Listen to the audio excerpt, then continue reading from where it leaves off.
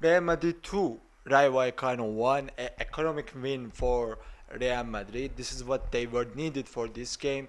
They need to do not spend a lot of energy on this game and also got 3 points from Rayo Vallecano because we know that how Rayo Vallecano has a very good quality and it was important to manage their energy for keeping energy for next match against Atletico Madrid in Champions League.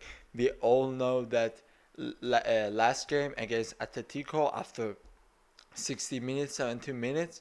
Although Real Madrid had a lot of chances to score goal, because they didn't have enough energy to run, to make opportunities to goal, make it go, they just finished it with the least amount of difference from Atletico and only one goal. Today, Atletico lose their match against Getafe, a comeback, which is Getafe is one of the teams that maybe get relegate this season. So what happened to Atletico Madrid today? It's good news kind of for Real Madrid because now they are 1 point above Atletico Madrid. This is good for the La Liga, and also obviously this is gonna be help a bit in an emotional way, in a behavioral tactical way, not in tactical but in an emotional mindset way. It will help Real Madrid over Atletico.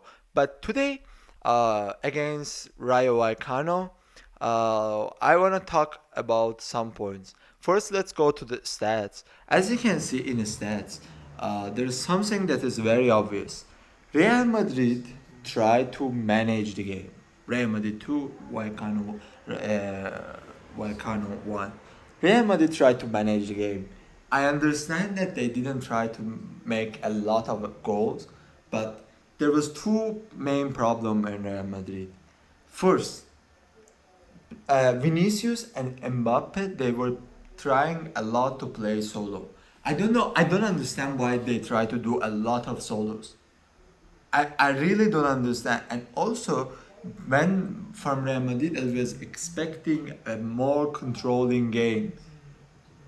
Goal attempts for Real Madrid was 10, for Rayo Vallecano 20, as you can see. Shot on a goal 5 for Madrid, 6 for Rayo Vallecano in Santiago Bernabeu. I understand like Barcelona when they were playing against Rayo Vallecano, it was saved in the Montjuic. It was so close, the game became draw.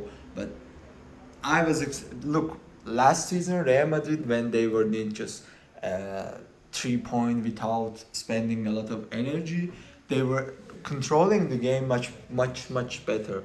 I understand that there was a Cruz, there was a Joselo, there was a Nacho, but that doesn't mean that you can be that much so bad. Look, you just go to lines up, as you can see, Bellingham got 7.4, but he was not good. He was not good at all. He didn't help it.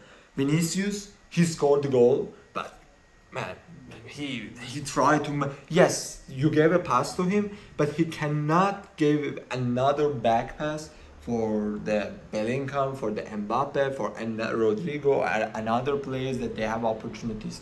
What he's doing is that he get the ball and he cross inside. He doesn't cross it or he just get into side. He doesn't need to always do that, and he's going to the highest angle that is possible, and then he pass it, give it, or he just shoot it, which is it doesn't become a goal.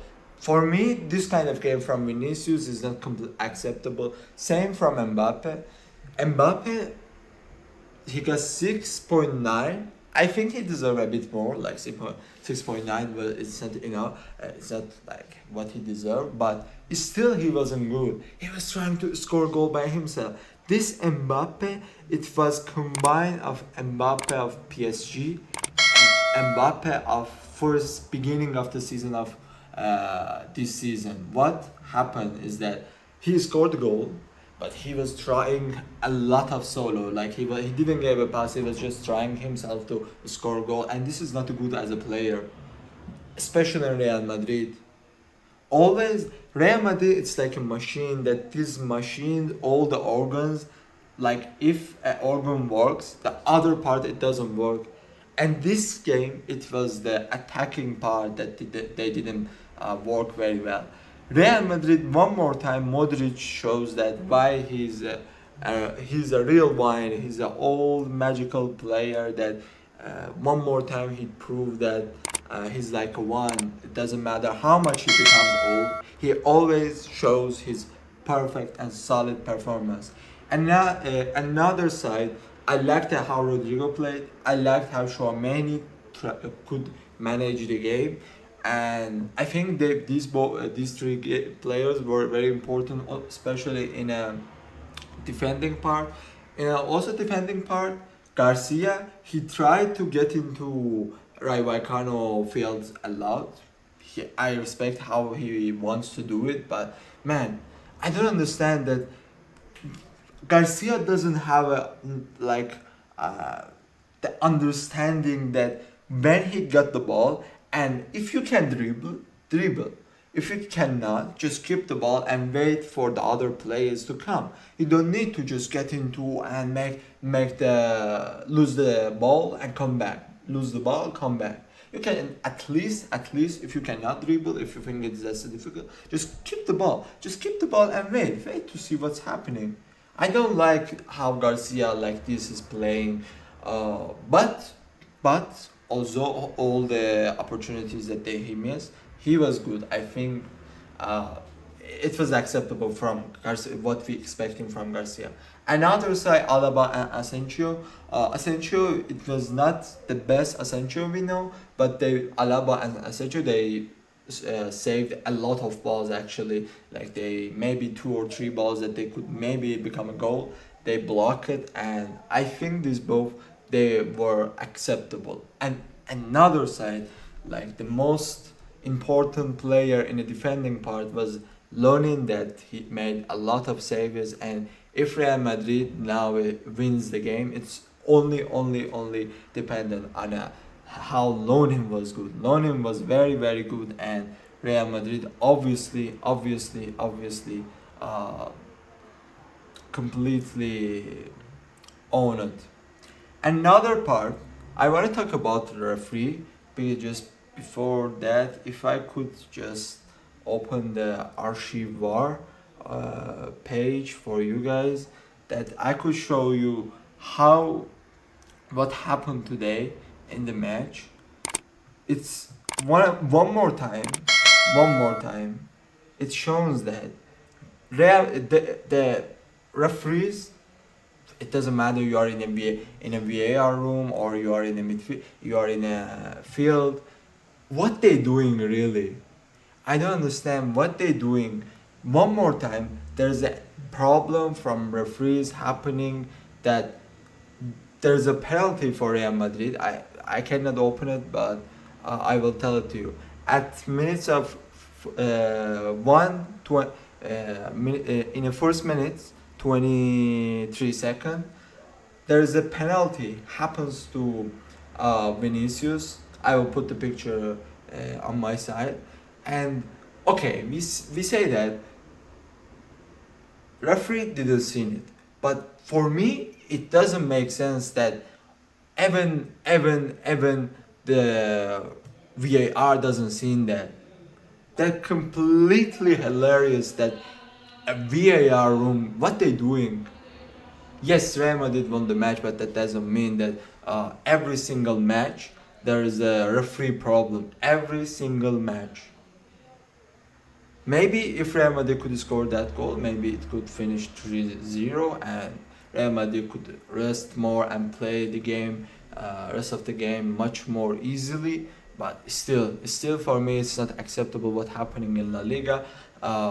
Almost every video for Real Madrid or Barcelona, we are talking about the referee's problem. Although we have a VAR, but it's like VAR is just it's like a tool that you put it on the wall and you never use it.